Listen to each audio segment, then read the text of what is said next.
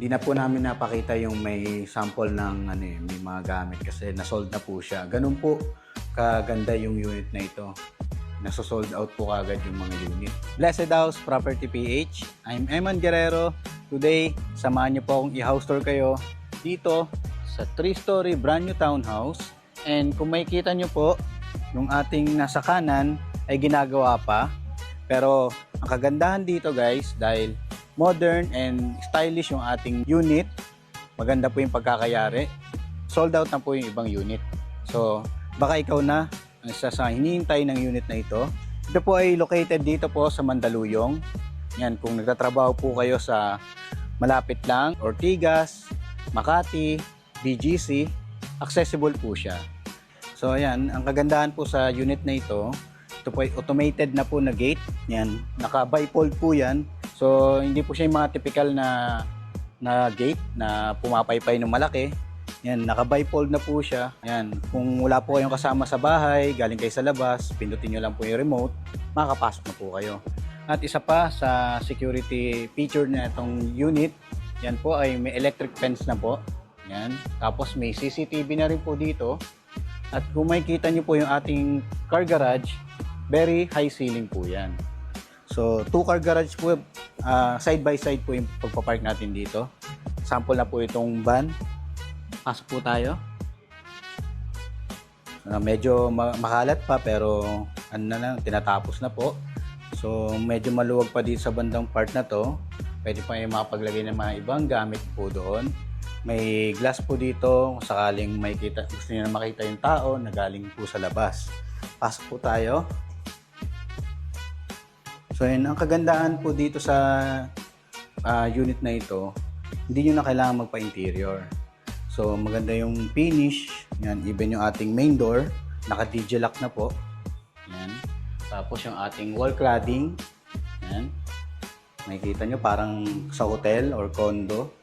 Tapos may service bathroom po tayo dito.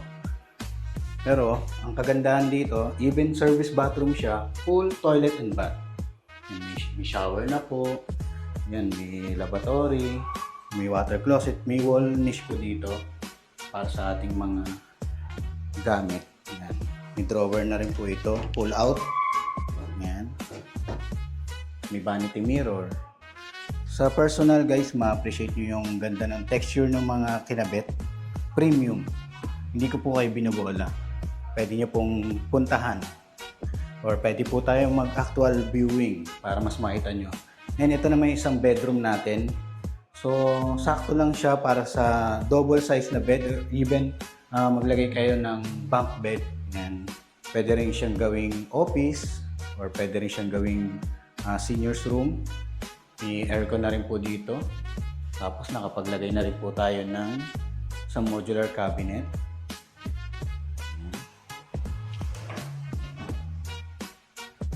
Mga-fabricated na po yan. Maayos na po yung finish. Dito naman po ilalagay yung ating TV. Yan. TV rack po natin. May drawer na po yan. May mga abang na rin po para sa cable. Yan. Tapos may yung mga ganda yung mga pin lights na nilagay dito parang sa hotel. Yan. Maliliit lang pero maliwanag. So ayan. Tapos may ano pa tayo dito. Malaking window. Ito po nabubuksan. And even yung ating door dito, maganda po yung finish. Akit po tayo. So, pag-akit natin, so makikita nyo po, yung ating stair ay ito po ay naka-overlay po ng wood. Yan. So, ito po yung ating handle. May strip light po dito. Para kung akit kayo, bababa kayo ng madilim, umiilaw po yan. Excited na ba kayo makita yung ating living space, yung ating sala, yung ating kitchen. Pero bago yan, so makikita nyo, no? Ang ganda ng design, ng color combi natin para tayo nasa hotel. So dito, ito yung ating open concept po siya na sala. Hindi na po namin napakita yung may sample ng may mga gamit kasi na-sold na po siya. Ganun po kaganda yung unit na ito. Nasa-sold out po kagad yung mga unit. So, Ayan, at dito nyo po ilalagay yung inyong malaking television. Kompleto na po yan, nakaabang na po yung ano nyo dito. LAN cable, yung cable po, may outlet na. Tapos, yung ating malaking sliding window. Pwede nyo na lang palagyan ng malaking curtain dito. Ayan. Tapos may aircon na rin po tayo. Split type.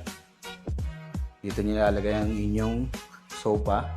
Ano, ang ganda, no? Luwag. Tapos, yung ceiling natin, sakto lang. Yung mga pin lights, hindi siya yung malalaki na. Iba na ngayon, modern na po.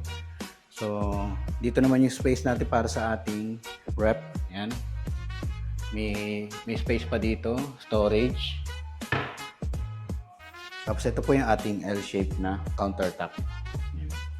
Marami po kayo mailalagay na kitchen dito, utensil, mga gamit nyo po. Tapos dito nyo ilalagay yung inyong range hood. Yan. Sakto po yan dyan. Yung cabinet. Maganda po yung finish ng ating mga cabinet. Tapos may outlet na rin po dito. Even dito, yun o. Mga may pull out na po. Naka-install na po yan. Hindi na po kayo magpapagawa, hindi na po kayo bibili. Diba? Lagayan po ng mga kawali nyo, kaldero. Dito naman po, mga kailangan nyo, mga lagayan nyo ng mga dishwashing liquid, mga joy nyo. Tapos yung ating modern na faucet. Yan. Ito po, sakto lang yung ano ng ating sink. Ito, kasama na rin, guys. Imagine niyo nakapatay yung ilaw, tapos nakabukas lang tong mga strip lights. Maganda tignan. Ganda ng aesthetic ng bahay. Yan. So, ito rin sa kabila, kasama na rin po sila nilagay na wall decor dito. Even pin lights no, nilagay natin para may accent po yan dyan. So, dito naman sa kabila, yung wall cladding natin. Ano po yan? Hindi po yan totoong bato. Wall ano po yan? Yung mga nabibili lang po. Yan. Pero maganda, matibay, makapal. Yan. Tapos, ito yung ating pool, toilet, and bath. Sakaling may mga guests kayo, pwede rin sila maligo dito. Ang mahalaga po may ventilation. In case na masira yung exhaust, may ventilation po dito. Pero may gumagana po yung ating exhaust. Yan. Ganun din po, may mga pull out na rin po dito. Wala ka nang hanapin pa. And isang ating bedroom dito. Yan. Maluwag naman siya, skwalado. Ang ginawa nila, nilagyan na nila ng ganito para hindi na po kayo problema. Sakaling may mga nag-aaral sa inyo, kids nyo, dito magkakwarto. Tapos naglagay na rin sila ng malaking cabinet dito. Given yung ating mga cabinets, may mga strip lights. Hindi madilim. Tapos dito may napatay dito para sa ating entertainment. Ayan. Tapos may strip light. Maganda po yung pagkakayari ng ating unit. Yan yung ating mga prefab na door. Ayan.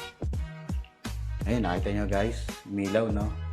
Censored po yan. Sakit tayo. Nandito na tayo sa ating third floor. Before ko ipakita yung ating master's bedroom, so ito naman po yung details ng ating unit. Ayan. Approximately po yan, 61 to 63 square meter lot area. And ganoon din po yung ating floor area.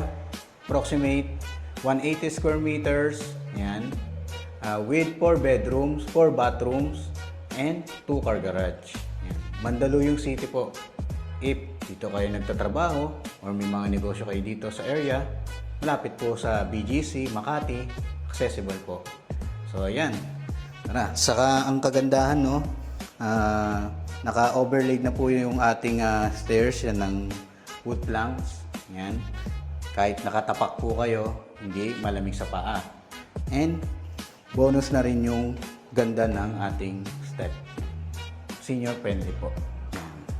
Yan, ito po yung ating master's bedroom. Dito po, meron tayong malaking cabinet. So, yan. Ito po yung panlalaki or pwedeng puro pambabae lang. Yan. Pambabae.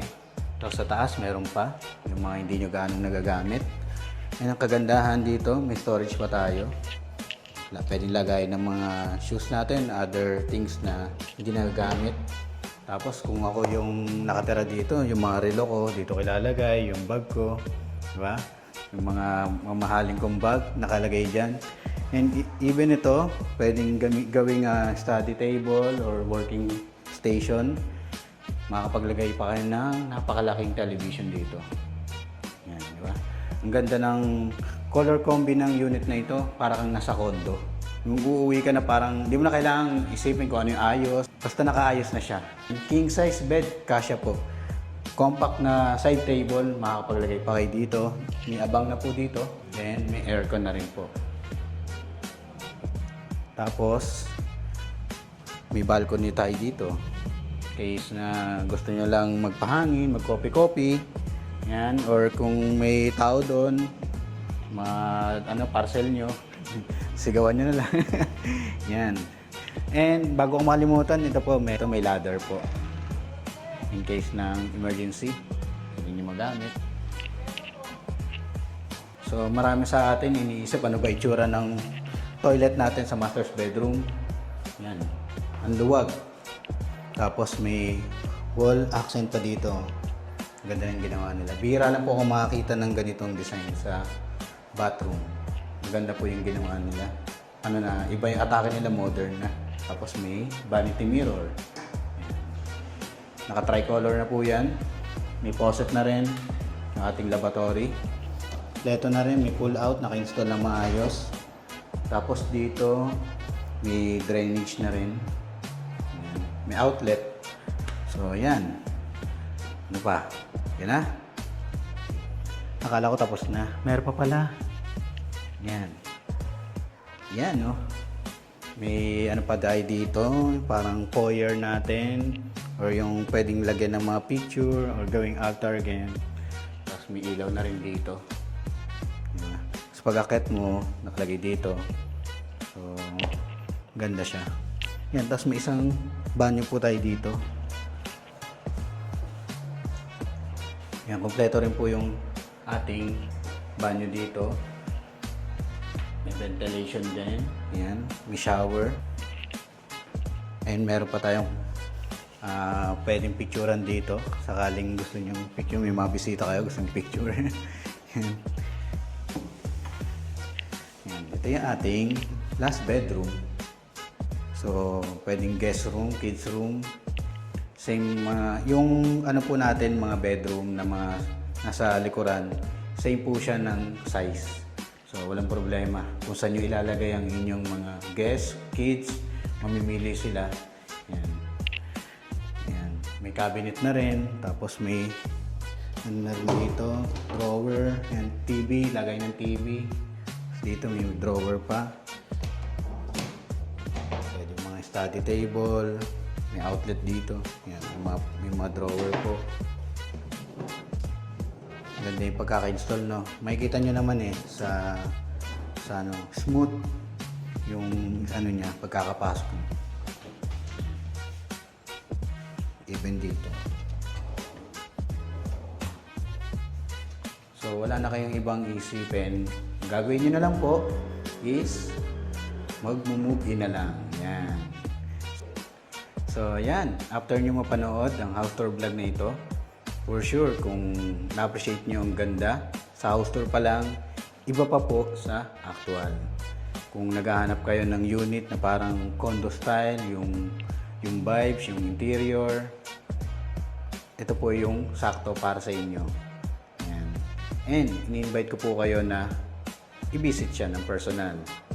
Ito po ay available to cash and bank financing.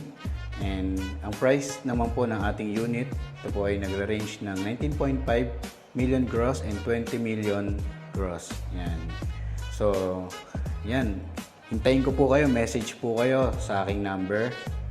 And ito po yung number ko, 0969-565-7127. Pwede nyo rin po akong tawagan para makapag-schedule po tayo ng viewing.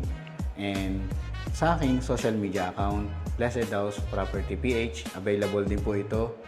Mapapanood ninyo sa aking YouTube, TikTok, and Facebook, even sa aking Instagram. Yan. Maraming salamat po sa inyong pagsubaybay. Pwede nyo rin po akong i-follow. Maraming salamat po. See you ulit sa next vlog. God bless po. Message na guys ha.